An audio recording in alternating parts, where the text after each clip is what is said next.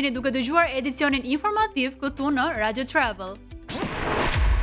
Kur imagjinata bëhet realitet, mbulesa diellore e Rebekës. Rebecca Young, një vajzë 12 vjeçare nga Glasgow, Skoci, ka shpikur një mbulesë diellore që ndihmon personat pas tret të përballojnë dimrin e ftohtë skocez. Dhe dimri atje nuk është as pak shaka. Gjatë një klubi inxhinierik në shkollë, Rebecca pa njerëzit që flinin në rrugë dhe këtu mendoi se duhet të bënte diçka që situata të ndryshonte. Ideja e saj u kthye në një realitet palë mbështetjes së kompanisë Thales që ndërtoi prototipin. Deri tani 35 mbulesa janë shpërndarë në Glasgow. Mbulesa përdor panele diellore fleksibël, jep deri në 8 orë ngrohje dhe madje rregullon temperaturën vet që të mos harxojë energji kot. Për këtë shpikje, Rebecca është përzgjedhur nga revista Time si një nga vajzat e vitit. Bariera gjigande kundër plastikës.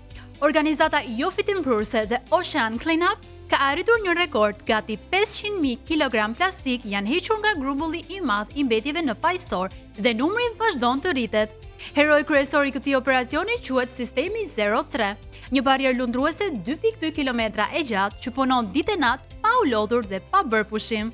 Por pastrimi nuk ndalet vetëm në paqësor. Deri tani The Ocean Cleanup ka larguar mbi 45 milion kilogram mbetje nga oqeanet, lumenjt dhe ujërat anë mban botës.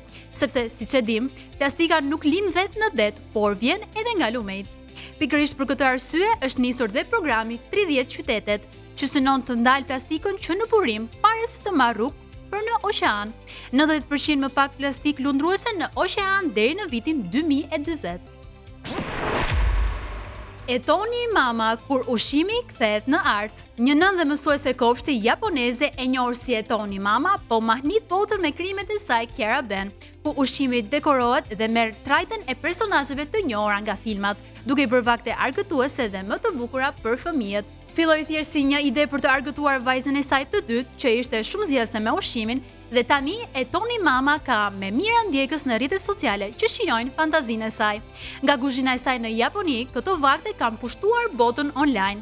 Ajo madje ka botuar dhe një libër recetash për prindrit që duan të bëjnë ushqimin argëtues për fëmijët. Gjithçka është frymëzim, thjesht duke parë përbërësi dhe duke menduar për një personazh, thot ajo, duke sjellë buzëqeshje dhe gëzim në çdo familje që ndjek punën e saj. Mini teknologji, mbrojtje maksimale për shpendët. Në Malezi, studiuesit po përdorin pajisje TinyML, aq të vogla sa një monedhë, për të mbrojtur një nga shpendët më të veçantë të pyjeve tropikal, siç janë hornobillët. Këta shpendë njihen për sjepjen e madh dhe kaskën mbi kokë, han fruta dhe janë simbol i pyjeve tropikale. Por sot disa prej tyre janë të kërcënuar për shkak të shpyllëzimit dhe gjuetisë. Pajisjet e vogla vendosen në pyll dhe dëgjojnë thirrjet e shpendëve në kohë reale.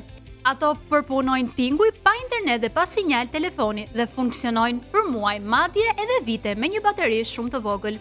Fal këtyre të dhënave, studiuesit kuptojnë ku jetojnë shpendët, sa të shëndetshëm janë habitatet dhe ku duhet ndërhyrë. Pasaportat më të fuqishme në botë për 2026. Për vitin 2026, froni pasaportave më të fuqishme mbetet sërish në Azi.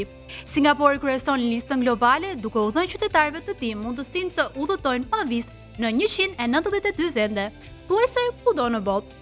Pastaj vjen Japonia dhe Korea e Jugut me nga 188 destinacione, ndërsa Evropa mbush pjesën më të madhe të top listës.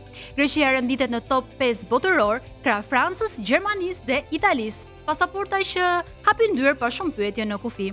Britania e Madhe dhe Shtetet e Bashkuara kanë humbur terren këtë vit duke rënë në renditje. Një kujtesë e qartë se në politikë dhe diplomaci asgjë nuk është e përhershme, as fuqia e pasaportës.